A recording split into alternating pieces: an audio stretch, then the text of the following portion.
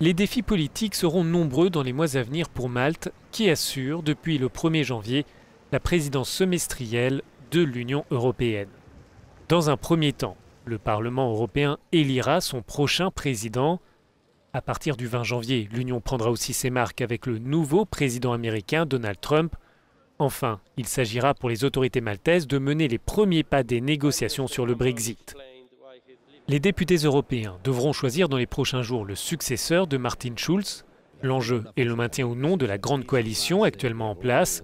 Le social-démocrate italien Gianni Pittella et son compatriote chrétien-démocrate Antonio Tajani sont les deux favoris déclarés, mais le libéral et ancien Premier ministre belge Guy Verhofstadt pourrait mettre tout le monde d'accord. En matière de politique internationale, la priorité pour l'Union européenne sera de définir les grandes lignes du partenariat transatlantique avec le prochain président américain.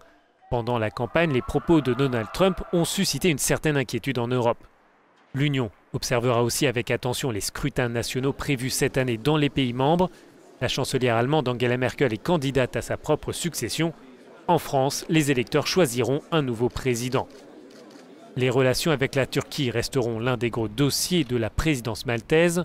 Ankara est un partenaire clé des Européens pour répondre à la crise migratoire.